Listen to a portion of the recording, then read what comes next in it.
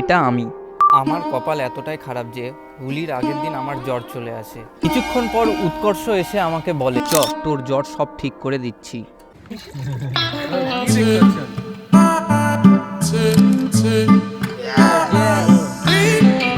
সত্যি তাই, ওখানে ওরা এমন পরিবেশ তৈরি করে রেখেছে যে জ্বরের কথা আমি তো ভুলেই গেছি।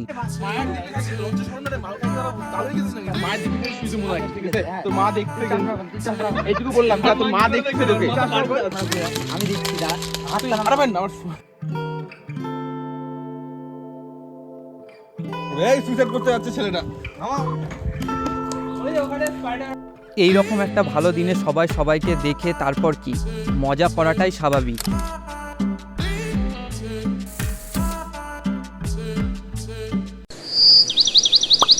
আজ আমি ভালোই আছি। একটা কথা আছে না, তাই বলে কি রং দেব না। এখন নিজের মুখটা ভালো করে দেখে নিচ্ছি, কারণ যেখানে যাচ্ছি সেখানে আমার মুখ কালো হয়ে যেতে পারে। ও সরি, হয়ে গেছে। এখানে আমরা নিজেরা নিজেদের মতো হোলি উদযাপন করে আমরা রওনা দিই বুনিয়াদপুর থেকে বাগদুয়ার গ্রামের উদ্দেশ্যে। কারণ ওখানে কিছু দাদাভাই আছে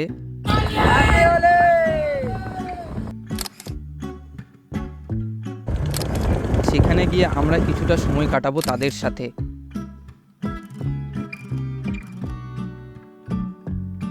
উজ্জ্বল রং, আনন্দময় হাসি, অবিস্মরণীয় স্মৃতি। হোলির দিন ছিল সুখ এবং একতার সত্যিকারের উদযাপন।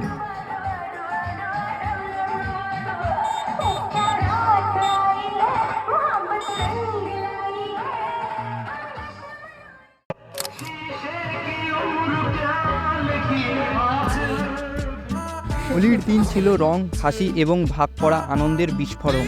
অনেক মজার সাথে দিনটি শেষ করছি।